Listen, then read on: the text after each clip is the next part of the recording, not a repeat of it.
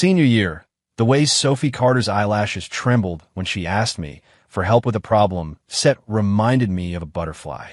She always used to say, "Liam, what would I ever do without you?" We ended up in the same city for college, our schools a 40-minute subway ride apart. I'd save up to buy the cake she loved, transferring 3 times on the T to bring it to her, holding it in my hands the whole way so the frosting wouldn't melt. Until another guy's name started popping up on her phone. He's just a senior in my department, that's all. The day I blocked her on everything, the maple leaves were drifting down, one by one. Later, she knelt outside my dorm, sobbing her heart out. "I just wanted to make you care about me more." It's strange. The same tears that once could have stopped my heart for a second, now just made the tops of my shoes damp. 01 my youth began with Sophie Carter's eyelashes. When they fluttered, they really did look like a butterfly beating its wings, ready to fly into its own demise. Of course, that's a line I came up with later. At the time, back in that stuffy, sweat-soaked classroom senior year, my mind was just a blank slate, filled only with the faint scent she carried, like laundry detergent mixed with a bit of sunshine. "Liam," she whispered, gently tapping the tip of her pen on my open physics worksheet. This free body diagram. How do you even start?" The teacher went way too fast. I turned my head to look at her. She wasn't looking at me. Her eyes were cast down, focused on the damn problem, her long lashes like tiny brushes sweeping against the skin just beneath her eyes. The afternoon light slanted through the window, coating the very tips of those lashes in a soft, golden sheen. Something inside my chest gave a little itch right along with that golden light. "Here," I said, picking up my pencil and trying to keep my voice even. I tapped the point on the wooden block in the diagram. "Once you've determined the direction of the friction, the rest falls into place." She leaned in closer. A strand of her hair brushed against my elbow, cool and then itchy. "Oh," she breathed, a sudden wave of understanding in her voice. The sound dragged out a little, tinged with a sweet kind of cluelessness. Then she looked up and smiled at me, her eyes sparkling. "Liam, what would I ever do without you?" That question was like a pebble tossed into the still water of my heart. The ripples spread out, one after another, and didn't stop for a long time. Eventually, that pebble became a regular occurrence. She started asking me for help more and more, from physics to calculus, and then to the occasional complaint about how Shakespeare was basically a different language. Our conversations slowly drifted from homework to the bands we liked, the coffee shops where we'd waste a Saturday afternoon, and even to the blurry, shimmering hopes we had for the future. The night after our last final, the whole class went out for a We Survived dinner. In the noisy restaurant, empty beer bottles littered the tables. She sat next to me, her cheeks flushed, whether from the heat or the hard seltzer she was drinking, I couldn't tell. Amid all the shouting and laughing, she secretly hooked her pinky finger around mine under the table. Her fingertip was warm, a little damp. I didn't pull away. Instead, I closed my hand, wrapping my fingers completely around hers. Her hand was small and soft, like it had no bones.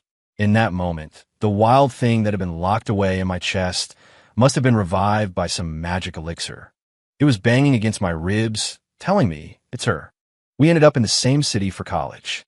I got into a top-tier engineering program at the university downtown, while she went to a state school 4 subway stops away. A 40-minute ride on the T. Not a world away, but definitely not close either. Even though it was a long-distance relationship of sorts, our connection didn't suffer at all. We texted and FaceTimed every day. She'd share everything with me, the good and the bad. She'd send me pictures of her beautiful campus, a super cute cat she saw on her way to class, or some funny drama that happened with her classmates. She'd also complain about her roommate, the terrible food in the dining hall, and how her college courses were so much harder than high school. Everything felt completely in sync, and I spent nearly all my free time on that 40-minute subway ride. Weekends, holidays, even on afternoons when I didn't have class, I'd squeeze onto that sardine can of a train to go see her. I remember one Saturday, she'd been mumbling on the phone the night before about how she was craving the tiramisu from that famous Italian bakery downtown. The place was legendary, and the lines were insane. I woke up at 6, caught the first train, and by the time I got there, the line was already wrapped around the block. After waiting for almost 2 hours, I finally bought the last slice. I carried the delicate little box like it was some priceless, fragile treasure. On the 3-train ride back to her campus, I held it in my hand the entire time. I didn't dare shake it, jostle it, or even think about putting it in my bag. I was terrified the cream would melt or the shape would collapse. Terrified it wouldn't be perfect when I gave it to her. By the time I got to her dorm, it was noon. The sun was beating down, sweat was dripping from my forehead, and my hand was stiff from holding the same position for so long. She came running down, and her eyes lit up the second she saw the box. She threw her arms around my neck. "Liam, you're the best." In that instant, the ache in my arm, the frustration of the line, the exhaustion from the packed subway, it all felt worth it. She took a bite, her eyes closing in satisfaction. Then, she scooped up a little and held the spoon to my lips. "You have some too?" I shook my head. "I'm not a big fan of sweets." "You have it." It was true I wasn't, but she loved watching me eat things she liked. Sometimes I'd force myself to have a bite, and it would make her smile in this incredibly happy way. She linked her arm through mine, and we walked around her campus, her chatter filling the air as she told me stories about her classes. The sunlight was perfect, making her hair look soft and fuzzy. I looked at her profile and felt completely full. It seemed to me then that the 40-minute ride and the 2-hour line were just the necessary price of admission for happiness. We promised we'd get married right after graduation. Our parents had already met. My folks loved how sweet and polite she was, and hers thought I was stable and reliable. Everything seemed to be moving along a beautiful, predetermined track. 02, then his name appeared. It slipped out of her mouth for the first time, casually, coded in a slight complaint that might have been hiding something else. "Ugh, it's just this senior in my department, Ethan. He's so annoying, always asking me these random questions," she said over the phone. The background was noisy, like she was outside. I was in front of my computer, coding. My fingers paused over the keyboard. "What kind of questions?" "Just stuff about classes. Things he definitely already knows the answers to." "It's weird." She paused, then lowered her voice a little. "I already told him I have a boyfriend, and he still does it. So frustrating." I didn't think much of it at the time. I even tried to comfort her. Maybe he's just trying to be friendly, or maybe he's just not that bright. Just ignore him. "I will." Her tone brightened. "I love you the most, Liam." After that, the name Ethan started popping up more and more. "Ethan did this thing again today. You won't believe what Ethan did. Liam, don't you think Ethan is kind of..." The complaints were the same, and she still said he was annoying. But as I listened, something felt off. The annoyance in her voice seemed to lack any real frustration. Instead, it was tinged with a subtle boastfulness, the kind that comes from being the center of someone's attention.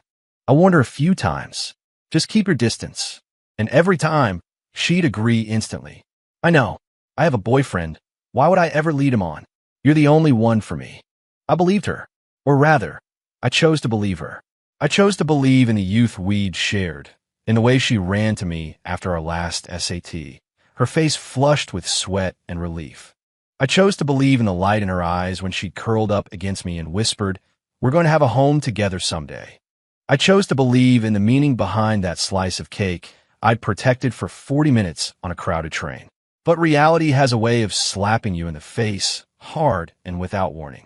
Junior year, the change became sharp and obvious. When we used to FaceTime, she'd have endless things to talk about. Now, she was often distracted, her eyes darting somewhere off screen, her fingers tapping away as if she were messaging someone. Her Instagram used to have traces of us. A picture of a dinner, a movie ticket stub, a small gift I'd gotten her.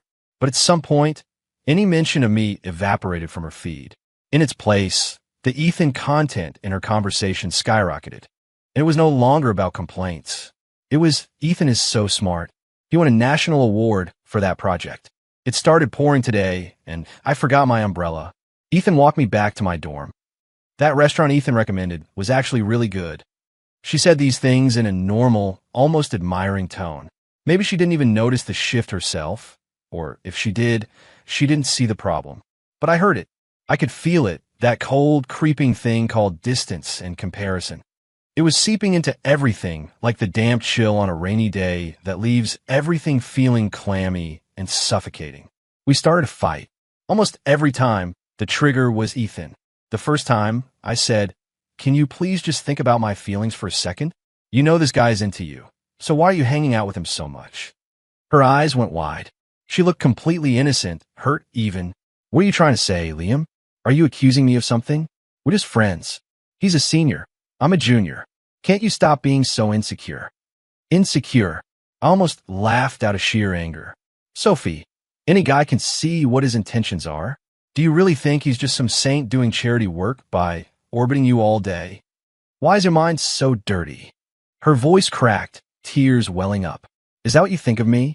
After all these years, is this how little you trust me? Trust. She always threw that word around. That argument ended with me apologizing. I held her, comforted her, told her I was sorry, that I was just on edge because I cared about her so much. She cried into my shoulder and promised she'd stop talking to him, that I shouldn't be mad. I believed her, or forced myself to. But once a crack appears, an apology can't just glue it back together. The second fight came soon after. She had accepted a pair of expensive, limited edition headphones from him. When I asked her about it, she was defensive. I helped him with a month's worth of project research. This was his way of thanking me. What's the big deal? Why didn't he thank someone else? And with something so expensive. I tried to keep my voice calm. Here we go again, Liam. She slammed the headphone case on the table. Can you stop assuming the worst in people? Is this all that's left between us? Suspicion. In that moment, looking at this girl who was at once so familiar and so foreign, I just felt tired.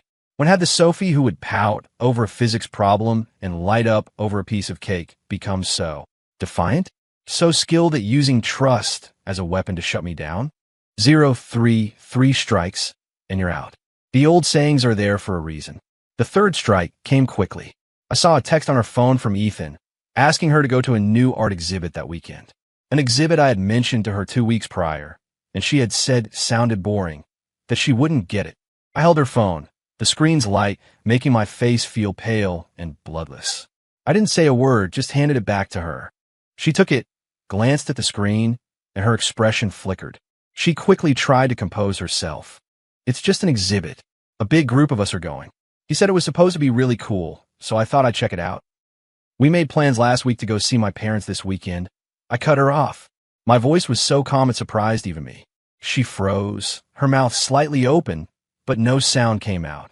I looked into her eyes, the same sparkling eyes that used to be filled with nothing but me, and now all I saw was panic and the shame of being caught. The string inside me that had been stretched taut for months finally snapped. No yelling, no demanding answers. I suddenly felt like the whole thing was just pointless. Sophie, I said, using her full name. My voice was soft. Let's just stop here. She stared as if she didn't understand. What? Let's break up, I said. I don't want to do this anymore. I'll explain things to our parents. You're the one who made a mistake, the one who checked out of our relationship. The reality hit her, and she panicked, tears instantly flooding her eyes. Liam, what are you talking about? I didn't. I just wanted to see the exhibit. I didn't mean.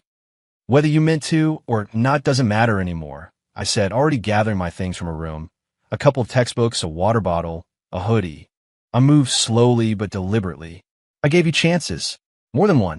But it seems like you don't need them. No, Liam, I'm sorry. I know I was wrong. She rushed over and grabbed my arm, hot tears streaming down her face. I won't go. I won't talk to him anymore. I'll block him right now, okay? Please don't do this. I pulled my arm away without looking at her tear-streaked face. This is it, Sophie, I said. Let's just make a clean break. I walked out of her dorm with a handful of things that belonged to me. The weather was beautiful that day. A perfect, crisp autumn afternoon. The maple trees outside her building were a brilliant gold, their leaves slowly, silently, letting go. It felt like a grand, quiet funeral.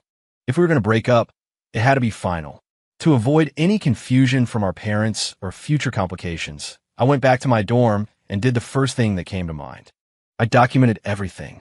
I detailed all the weirdness I'd felt, all the times she'd mentioned Ethan, and the final straw, the art exhibit invitation, which I'd screenshotted.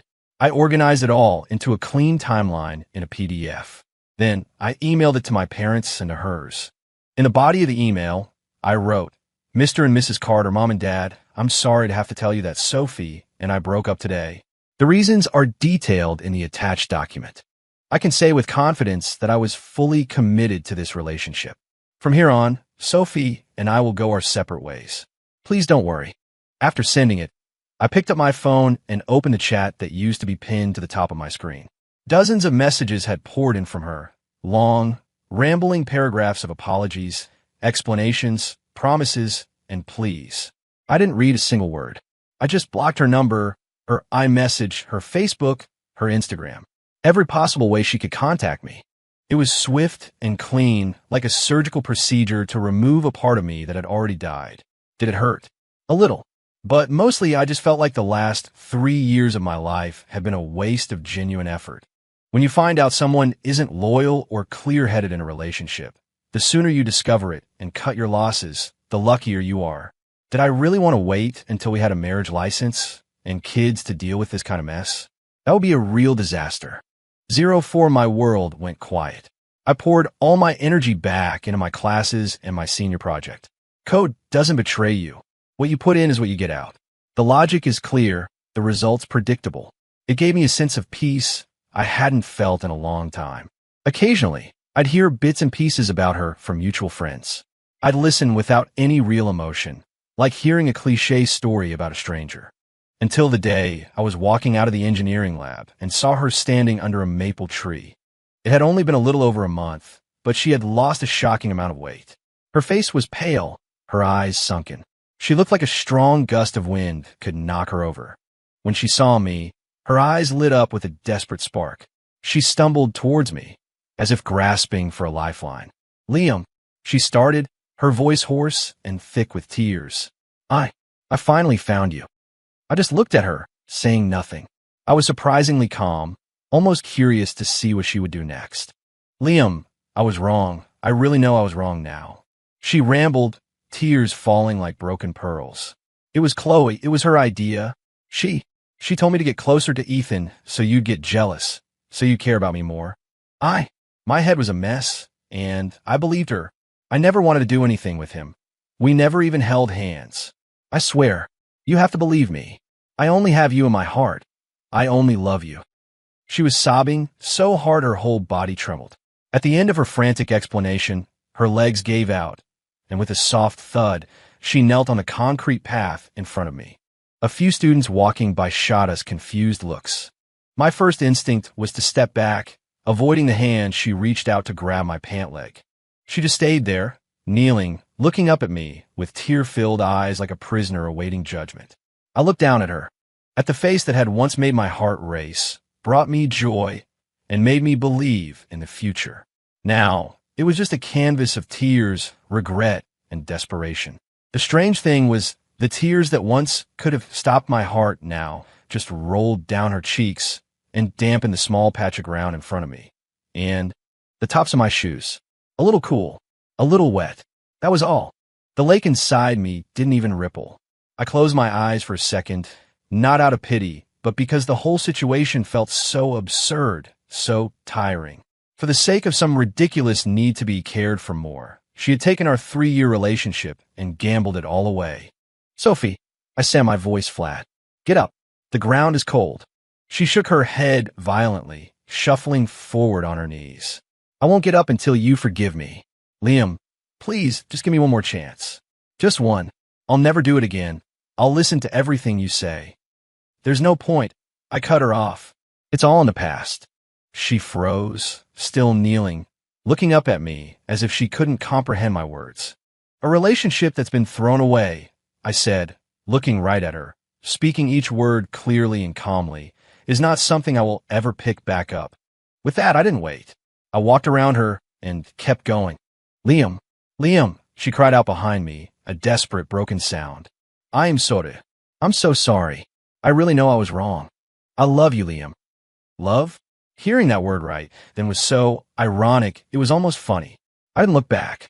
Even after I was far down the path, I could still faintly hear her shattered, muffled sobs. But soon enough, the autumn wind carried them away. Sophie's story the afternoon Liam blocked me on everything. I was staring at her chat background. It was a picture from our senior trip, taken at the beach. He was backlit by the sun, smiling a little shyly, but his arm was wrapped tightly around my shoulder. The sea breeze had messed up my hair and was blowing his across his forehead. I'd pinned our chat. I'd set up special notifications for him. My phone's photo album was filled with pictures of him, from his awkward high school days to the steady confidence in his eyes now in college. Then, the red exclamation point appeared. Blinding.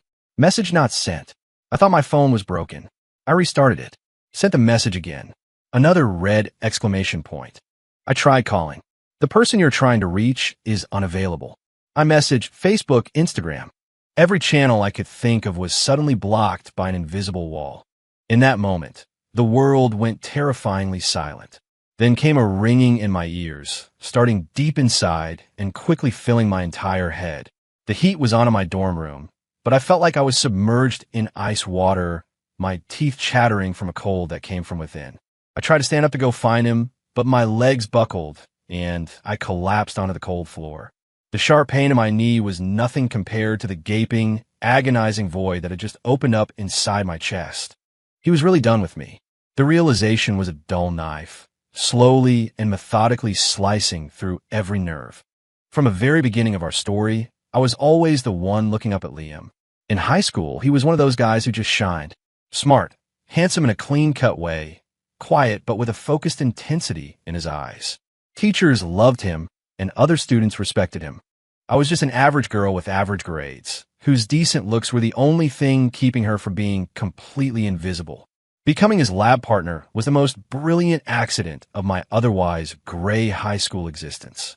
He was so patient when he explained things, his voice low and his logic flawless. Sometimes I pretend not to understand, even after I already got it, just so I could listen to him talk a little longer, just to be near that clean, fresh soap scent he always had, just to sneak a glance at the long eyelashes I was so jealous of. He'd sometimes frown a little at my slowness, but he never got angry.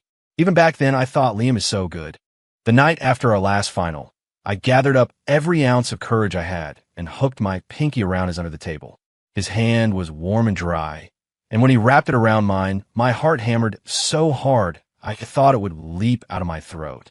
All the noise in the restaurant faded away, leaving only the warmth of his palm and the fireworks going off in my head. I had actually managed to catch a star, but stars are too bright. So bright they always made me nervous. He got into a top-tier university. I barely scraped by into a decent state school.